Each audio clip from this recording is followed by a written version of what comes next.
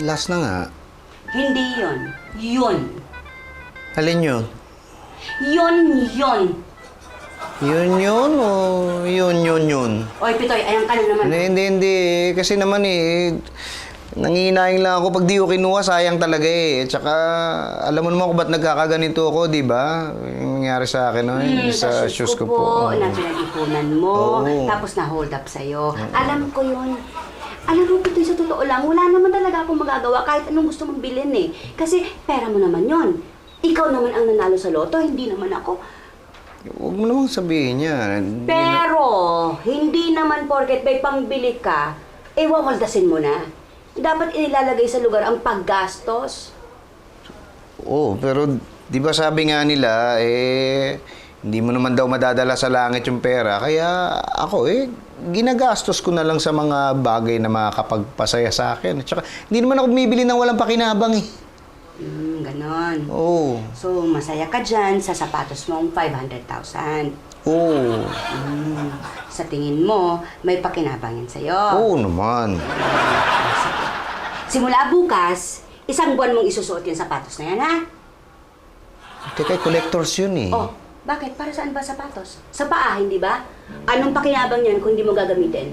Pero 4 lang ginawa nun sa buong... Isusuot mo o isosoli mo? Hindi ba pwede? Di ba pwedeng...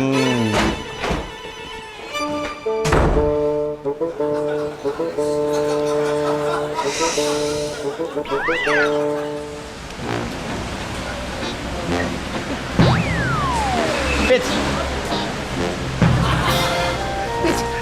Bakit naman ganyan ang lakad mo? May almoranas ka pa? Bira naman to, nababasag ka ng... Pansinin mo naman yung sapatos ko, oh. Wow! Ang ganda nga ng pala yan, ano? Ganda! Saan mo binili? Dun sa kaibigan ni Elsa, bibenta ng mga rare na sapatos, mga collectibles. Oh, tamo. Sabi ko sa iyo eh. Siya dapat bumili ng kotse mo eh. Anong kotse yan? It's a vintage car, collector's edition. 50 lang na itong kotseng ito ang ginawa sa buong mundo. 50? Di ba? 50 lang. 50 lang, ha? Oo. Hindi naman sa pagmamayabang, ano?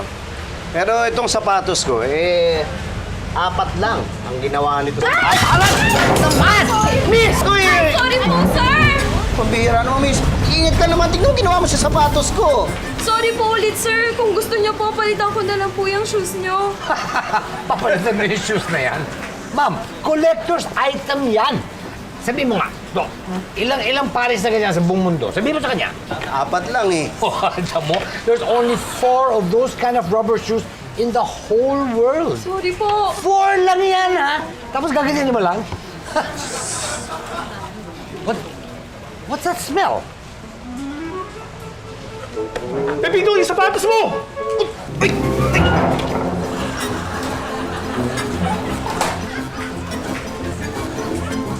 Basketball shoes, ha?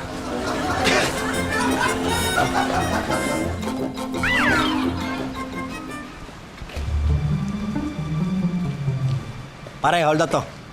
What? Tingin ka ba? Hold up to.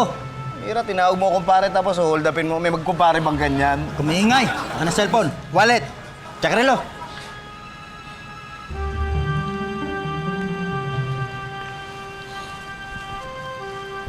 Oh.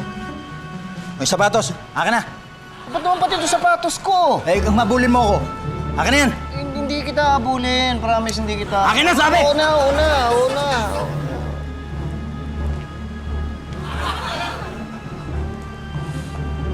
Huwag ka susunod, ha? Tatanda ko yung mukha mo. Hindi.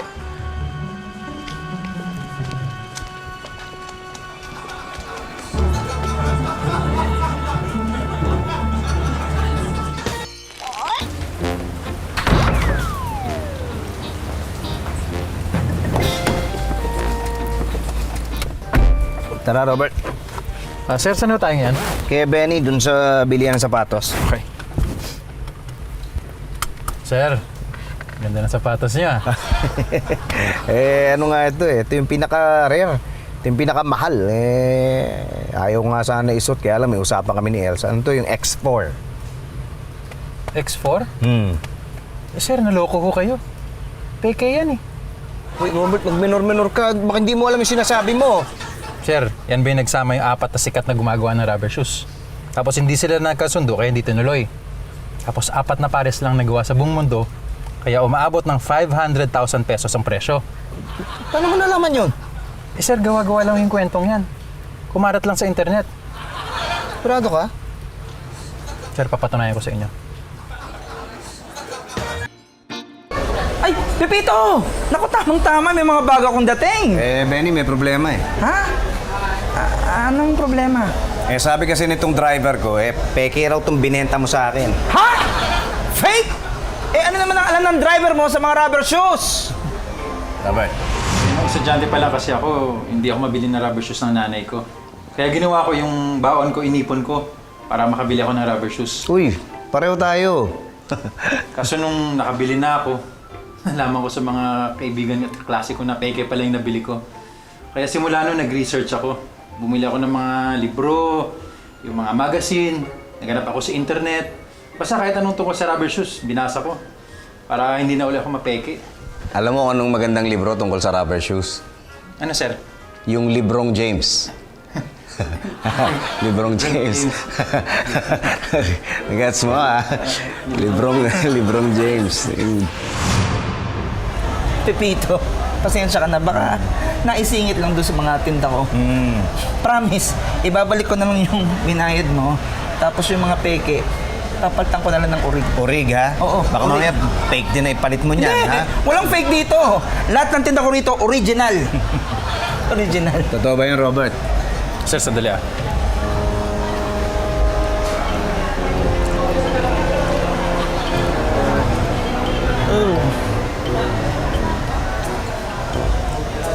Sir, ito sir.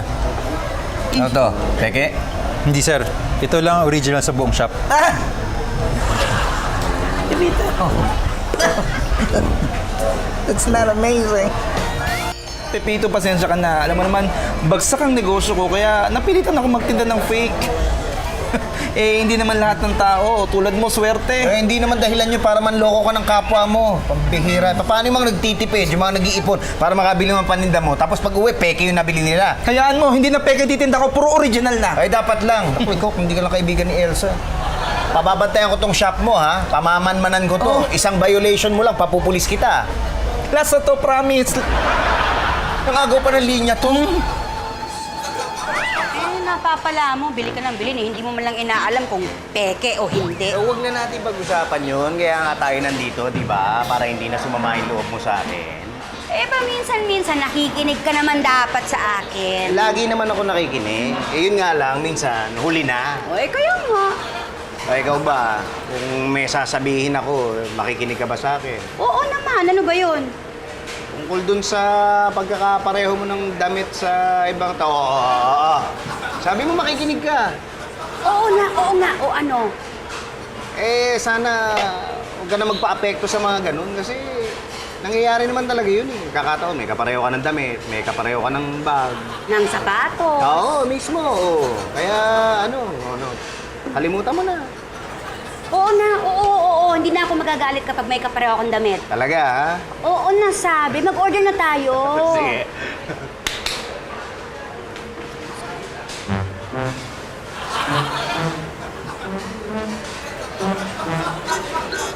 Oo, huwag mo kalimutan yung sinabi mo. Last na lang to, promise. Elsa, huwag kang magbiro na ganyan. Huwag kang, ay, ikaw, huwag kang, uy, ano ba? Sandali, uy! Uy!